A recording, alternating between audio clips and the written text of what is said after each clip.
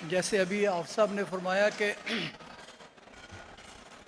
शोबा तिब का एक अहम हिस्सा एक्यूपंक्चर। हमारी खुशकिस्मती है कि सलीमी साहब की अनथक मेहनत और कोशिशों की वजह से पहली दफ़ा पाकिस्तान में अगर किसी काउंसिल ने या किसी अदारे ने इसको ओन किया तो वो तिब्बी काउंसिल है। इससे पहले अर्ज़ करता चलूँ कि एक्यूपंक्चर को बहुत सारे तिब के शोबा के हामिल अफराद ओन करते हैं, उसको इस्तेमाल ज़रूर करते हैं, लेकिन उसकी ज़िम्मेदारी कोई नहीं उठाता था। तो ये पहली दफ़ा पाकिस्तान में हुआ है कि मोहम्मद अहमद सलीमी साहब और इनकी टीम की अनथक कोशिशों की वजह से आज तिब का एक हिस्सा बना। और इसके लिए मैं आकोपंक्चर जितने भी पाकिस्तान में आकोपंक्चर करने वाले प्रैक्टिशनर हैं उनकी जानिब से जनाब का शुक्रिया अदा करता हूँ और कौंसिल का शुक्रिया अदा करता हूँ। सबसे पहले मेरी खुशकिस्मती है कि मैं हकीम हूँ। 96 से 89 तक मेरा सेशन था। 2000 में मैंने डॉक्टरेट की, एक्यूपंक्चर की तरफ आ गए।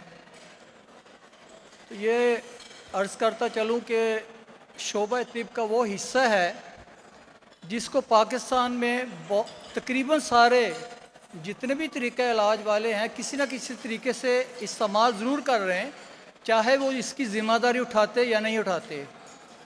यहाँ माज़रत के साथ मैं किसी को कोई तनकीद का निशाना नहीं बनाऊँगा या किसी पे कोई यानी कि किसी किस्म का इल्ज़ाम नहीं है।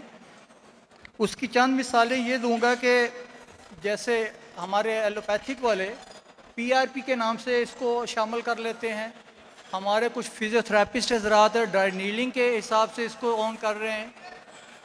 हमारे शोबा तिब के अंदर हिजामे की शक्ल के अंदर वेट कपिंग, जिसको हमारा एक शोबा है वेट कपिंग का, उसको इस्तेमाल करते हैं। होम्योपंक्चर के नाम से हमारे होम्योपैथ इसको यूज़ कर रहे हैं। लेकिन कोई आक्यूपंक्चर के सिर्फ आक्यूपंक्चर या आक्यूपंक्चर की बेस को लेकर कोई भी नहीं चल रहा। तो मैं कोशिश करूंगा कि थोड़ी सी गुजारिश ये कर सकूं। जैसे सुबह जवाद साहब ने बड़ा मुफीद एक हमें इल्म से भरपूर लेक्चर दिया और उसमें जो थ्योरी पेश की ताइबा उसके बारे में भी, और उसके अंदर उन्होंने जो पॉइंट डिस्कस किए हैं, मेरी गुजारिश ये जितने भी हजामा करने वाले दोस्त हैं, अगर वो हिजामा करते हुए सिर्फ इस चीज़ का ख्याल रख लें कि जहाँ हम हिजामा कर रहे हैं और क्यों कर रहे हैं। जैसे हमद अशरफ साहब ने बड़ा इस पर तफसील से बयान किया है कि जो ताइबा के उन्होंने उसकी तफसील दी थी, 5 पॉइंट लगाए थे उन्होंने। अगर हमारी एक्यूपंक्चर पॉइंट के सिलसिले चैनल्स पे हम इसको पढ़ेंगे तो वो सारे के सारे एक इम्यूनो एनहेंसिंग और एंटी इन्फ्लेमेटरी पॉइंट था। एक था हमारा UB11 जो बैकशू पॉइंट भी है और खून को साफ भी करता है। इसी तरह एक लंग्स के बारे में, जितनी लंग्स के बारे में डिजीज़ है उसको वो ठीक करता है। अगर हम जितने भी एक्यूपंक्चर के पॉइंट्स हैं या जो हम पढ़ते हैं, अगर हिजामे के साथ इसको सीख लिया जाए तो हिजामा करना इससे भी ज़्यादा हम मरीज़ को फ़ायदा दे सकते हैं। और दूसरी गुजारिश ये है कि आज अभी तक जितनी भी हमारी बातें हुई हैं वो होती हैं कि इसको कि फ़लाँ मर्ज़ हुई उसको कैसे ठीक किया गया, कैसे उसके टॉक्सिन असरात को निकाला गया, कैसे उसको रोका गया। लेकिन गुजारिश ये है कि वो बीमारी पैदा होती क्यों है,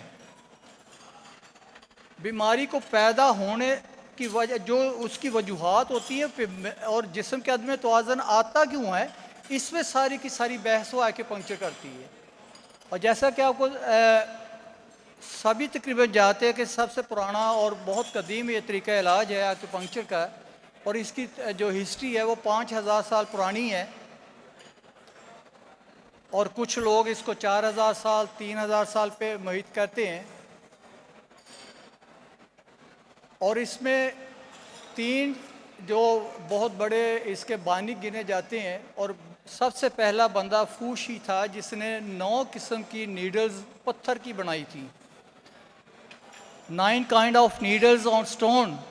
तो सबसे पहले फूशी ने दुनिया के अंदर, और अरब हिस्ट्री के अंदर ये मिलता है कि जो इल्म जराही के अंदर जो आलात इस्तेमाल होते थे वो भी पत्थर के औजारों से होते थे।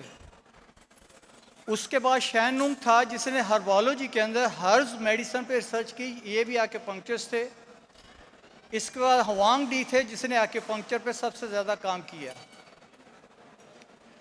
अब एक्यूपंक्चर क्या है, इसकी हिस्ट्री बहुत लंबी है और बाकी चीज़ें बहुत सारी इसकी हैं।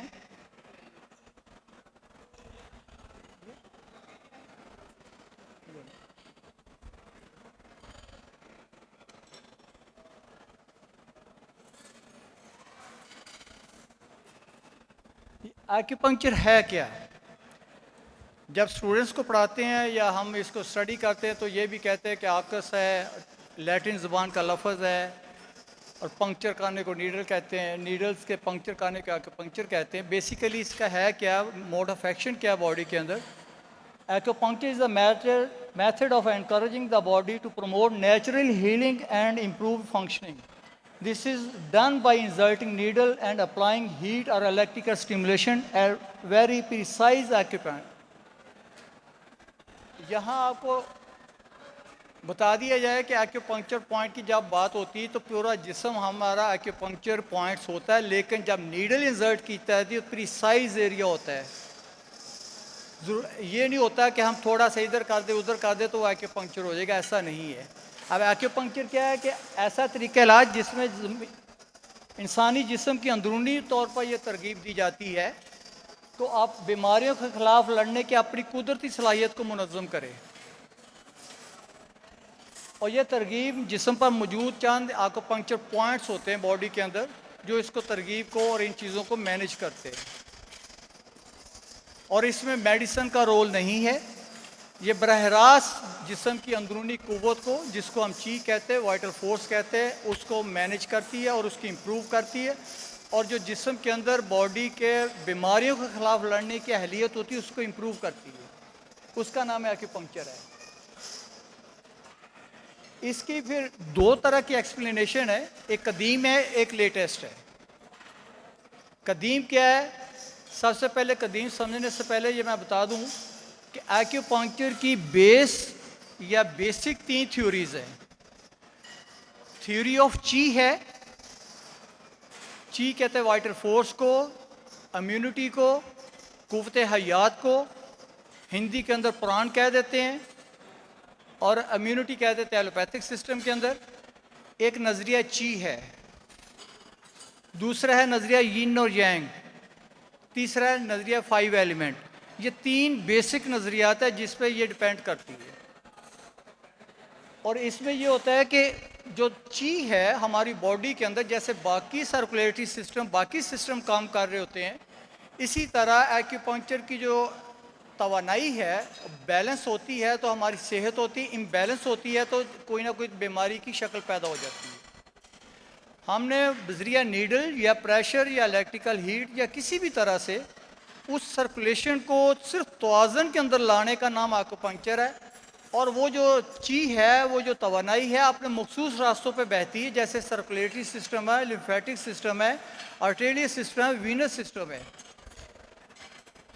और उसको आम तौर पे मिसाल देते हैं, यहाँ तो दरिया की मिसाल दी है कि ये पूरे होटल्स के अंदर एक तवानाई चल रही है जो बिजली की शक्ल के अंदर है, उसका स्विच कहीं कहीं है या वाटर सप्लाई दी जा रही है। अगर एक कमरे से दूसरे कमरे का कोई ऑब्स्ट्रक्शन आ गई, कोई रुकावट आ गई, तो होगा क्या कि एक कमरे के अंदर जो जहाँ से उसका शुरू हुआ है, अगर उसके अगले कमरे के अंदर या अगली जगह के अंदर कोई रुकावट आ गई तो होगा क्या कि पीछे प्रेशर बढ़ जाएगा, आगे उसकी सप्लाई कम हो जाएगी। आप पिछले प्रेशर बढ़ने से क्या होगा, या तो पाइप फटेगा या मोटर जलेगी या कोई ना कोई तब्दीली आएगी। इसी तरह होगा कि जो आगे जो जहाँ सप्लाई रुकावट आके आगे हुई उसकी कमी की सूरत हाल पैदा हो जाएगी। हम क्या करते हैं, सेंट्री वाले को बुलाते हैं या किसी को बुलाते हैं, वो उसकी रुकावट को ढूंढ कर उसको दूर करता है, वो बैलेंस कर देता है या उसको रवान दोबारा से सर्कुलेट कर देता है। इसी तरह जो हमारी चैनल, जो हमारी जो तवानाई बहरी मखसूस रास्तों के अंदर बहरी होती बॉडी के अंदर, जो सुपरफिशियल भी होती है, थोड़ी सी गहरी भी होती है और डीपली भी होती है। अब एक्यूपंक्चर क्या करता है, उन चीज़ों के बहाव की रुकावट को ढूंढ कर उसको एक्यूपंक्चर प्रेशर से, नीडल से या किसी भी तरीके से, वेट कपिंग से, ड्राई कपिंग से या फायर कपिंग है, फायर कपिंग की भी आगे 7 किस्में, किसी भी तरीके से वहाँ के प्रेशर को उसने दूर करना है और उसकी रुकावट को दूर करके बहाव को सही करना है। ये हालत सेहत है। अब लेटेस्ट क्या है कि असाबी निज़ाम को, क्यों आपको पता है कि कोई भी चीज़ हमारे रिसेप्टर्स के बगैर और हमारी इम्पल्सिस के बगैर नहीं है। कोई भी चीज़ होती है, चाहे एक बाल को भी पकड़ लेंगे, उसका भी एक निज़ाम है, असाबी निज़ाम है। आकुपंक्चर पॉइंट्स को मुतहर्रिक करने से असाबी निज़ाम को यह तहरीक मिलती है कि दिमाग, हराम मग़ज़ और पट्ठों से ऐसी केमिकल के को अखराज के मुमकिन बनाए जो जिस्म के अंदरूनी कुदरती तवाज़ुन को बरकरार रखने में मदद करें। आकुपंक्चर से पैदा करदा बेहतर तवानाई का ये बहाव बायोकेमिकल तवाज़ुन जिस्मानी सेहतमंदी की अंदरूनी कुदरती सलाहियत को बारता है, जिस्मानी और जज्बाती सेहतमंदी की तरफ ले जाता है। ये इस लेटेस्ट इसकी तशरीह है। तो इसको आम तौर पर यही होता है कि हमारा यह है कि आपके पास नीडल्स नहीं भी हैं, एक्यूपंक्चर जानते हैं, एक्यूपंक्चर पॉइंट्स का नॉलेज है। इसमें बेस चीज़ ये है कि एक्यूपंक्चर पॉइंट का नॉलेज आपके पास होना चाहिए और एक्यूपंक्चर पॉइंट्स का नॉलेज आपको एनाटमी भी आनी चाहिए, पैथोलॉजी भी आनी चाहिए, इसके बेसिक सारी रिक्वायरमेंट पूरी होनी चाहिए। अब ऐसे नहीं है कि जिस तरीके पे भी है सुई पकड़ी लगा दी और तड़का लगा दिया बस ठीक है एक्यूपंक्चर हो गया, ऐसा नहीं है। इसका अब स्कोप क्या है? ये इंसानी सेहत पर 3 तरह से असरअंदाज होता है। इंसानी सेहत की भलाई और बेहतरी, बीमारियों से बचाव और मुख्तलिफ बीमारियों का इलाज, ये बेसिक इसका स्कोप है। बाहर यूरोप के अंदर भी ऐसे आता है और हमारे पास ही कुछ पेशेंट आते हैं, वो कहते हैं साल के अंदर हम 4 दफ़ा एक्यूपंक्चर ज़रूर करवाते हैं, सिर्फ 4 दफ़ा। अब तो लेटेस्ट मॉडलिटीज़ आ गई हैं जो हमारी एनर्जी के बैलेंस को चेक कर लेती हैं। पहले वो क्या करते हैं कि हमारे कुछ अलार्म पॉइंट्स हैं बॉडी के अंदर, और एक चीज़ याद रखिएगा, ये साइंटिफिकली प्रूव है कि हमारे बॉडी के अंदर कोई तब्दीली आती है उसका कोई ना कोई हिस्सा टेंडर हो जाता है या मुतलका हिस्सा टेंडर हो जाता है। तो बाहर एक्यूपंक्चर्स क्या करते थे, जो हमारे 12 चैनल्स हैं उसके जो उसके अलार्म पॉइंट है उनको चेक करते थे। अगर कोई टेंडर होता था उसको टेंडरनेस को दूर करके एनर्जी को बहाव करते, कहते हम सेहतमंद हो जाते। 4 दफ़ा कम अज़ कम वो एक्यूपंक्चर ज़रूर करवाते थे। इसी तरह आम तौर पर जो एक्यूपंक्चर है दाफ़े दर्द के तौर पर जाना जाता है पेन मैनेजमेंट के अंदर। इसमें इजाफा कर दूं कि वर्ल्ड के अंदर जो रिसर्च आई है वो 3 तरह से है, पेन, पैरालिसिस और साइकाइट्री। जो इस वक्त साइंटिफिक जितनी रिसर्च हो रही इन 3 चीज़ों पे as compare to other therapies सबसे ज़्यादा जो इफेक्टिव है और सेफ है वो एक्यूपंक्चर है। किसमें? पेन के अंदर, पैरालिसिस और इसके मुतल्लिका अमराज के अंदर, और दूसरा ये है कि psychiatry, depression, anxiety, psychometric disorder जितने भी हैं। अब इसकी साइंसी वजूहात, साइंसी प्रूविंग है, उसको बहुत लंबी बहस है कि कैसे कैसे पेन को कंट्रोल करता है, कैसे मोटर नर्व्स को वो रीजनरेट करता है, और साइकोमेट्रिक कैसे एंडोर्फिन को, आपके सेरोटोनिन वगैरह के लेवल को कैसे मुतवाज़न करता है। फिर एक दफ़ा कह दूं कि एक्यूपंक्चर नाम है जिस्म को मुतवाज़न करने का। आप सारी तिब्बे पढ़ लें जितनी इस वक्त दुनिया के अंदर राइज है, 352 के करीब है जो WHO रिकमेंडेड है, 1000 से ज़्यादा जो तरीक़े इलाज दुनिया के अंदर मुरव्वज हैं। जितने भी पढ़ लें उनका कंक्लूजन यही है कि बॉडी उस वक्त डिस्टर्ब होती, उस वक्त बीमारी होती जब वो इम्बैलेंस होती है। तिब के अंदर बीमारी आई इखलात की गड़बड़ की वजह से, इखलात के इम्बैलेंस होने से, चाहे वो सफरा, सौदा, बलगम कुछ भी है। होम्योपैथिक कहते हैं कि वाइटल फोर्स की कमी की वजह से जो अलामत पैदा हुई। एलोपैथिक कहते हैं कि जो भी वायरस, बैक्टीरिया या किसी भी वजह से हार्मोनल या कि हिस्टोपैथोलॉजी के अंदर चले कोई तब्दीली आई, बाहर से इन्फेक्शन ली तो बॉडी जो अदम तवाज़ुन के अंदर आई तो ये कोई बीमारी पैदा होगी, अलामत पैदा होगी। तो एक्यूपंक्चर भी यही कहती है कि बॉडी जो है इस वक्त पूरी कायनात जो है पॉजिटिव और नेगेटिव एनर्जी पे मोहित है। जब ये बैलेंस होती है तो हालत सेहत है, ये बैलेंस है तो कायनात का निज़ाम चल रहा है। इम्बैलेंस होता तो आंधियाँ भी आती हैं, इम्बैलेंस होता तो बारिश भी होती, तूफान भी आते हैं।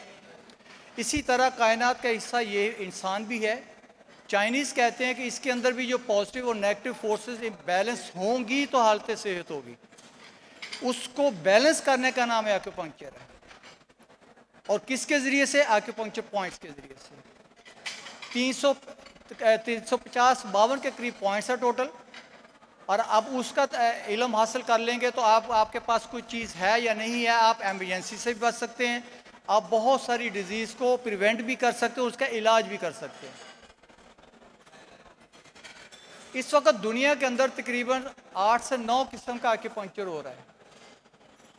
सबसे मुश्किल जो इस वक्त है वो बॉडी एक्यूपंक्चर है, और चाइनीज़ अंदर जो क्लासिकल एक्यूपंक्चर कहते हैं।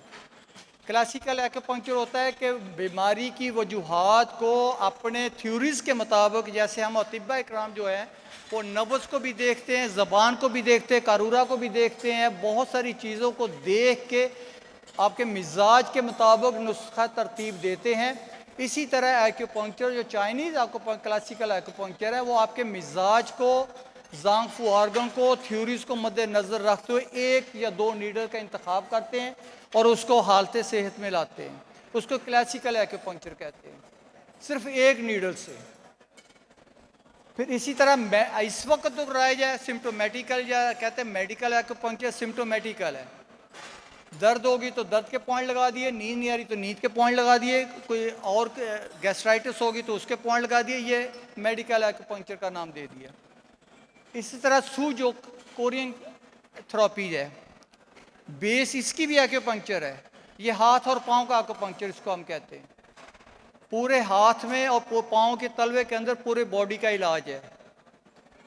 इसी तरह जैपनीज़ के अंदर रिफ्लेक्सोलॉजी है और रेकी है। फिर एक्यूप्रेशर है, एक्यूप्रेशर को शेत्सु भी कहते हैं, और आमतौर पे हिंदू और या बाकी जो कम्युनिटी है वो यूज़ इसको करती हैं।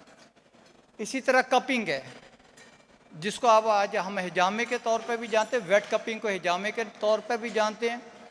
ड्राई कपिंग भी इसमें है और इसमें फायर कपिंग भी है। मॉक्सीबेशन है, उन एक्यूपंक्चर पॉइंट को हीट देना। चाइनीज़ जो हीट देते हैं वो मॉक्सीबेशन एक आर्टिमीज़ा वल्गारिस 703 के पत्तों का सफूफ होता है। उसकी खासियत यह है कि एंटी इन्फ्लेमेटरी है और पेन किलर है। उसकी जो हीट है इंफ्रारेड से भी डीप पेनिट्रेट करती है, उसको कहते हैं मॉक्सीबेशन। चाइनीज़ क्या करते हैं कि जिंजर अदरक की काशें लेकर उसके ऊपर पाउडर रख के आग भी जला देते थे। अब उसके मॉक्सा रोल बने हुए, स्टिकें बनी हुई, उससे भी हीट देते हैं उसको। इसी तरह आरिकुलर एक्यूपंक्चर, इंग्लैंड और अमेरिका के अंदर सबसे ज़्यादा जो चल रहा है आरिकुलर एक्यूपंक्चर। ओबिसिटी के अंदर, इनफर्टिलिटी के अंदर और बाकी सारी चीज़ों के अंदर कान का एक्यूपंक्चर। छोटी सी नीडल होती, प्रेस नीडल या बॉल बेरिंग, वो लगा दी जाती है। किसी ने सिगरेट छोड़नी हो तो 10 सेशन देते कान के एक्यूपंक्चर को। और ये बता सकता हूँ आपको, ओबिसिटी के लिए जस्ट यहाँ एक पॉइंट है, जहाँ 2 रोटियाँ खानी है, आप आधी रोटी से ज़्यादा नहीं खाएंगे, मैं ये क्लेम करता हूँ।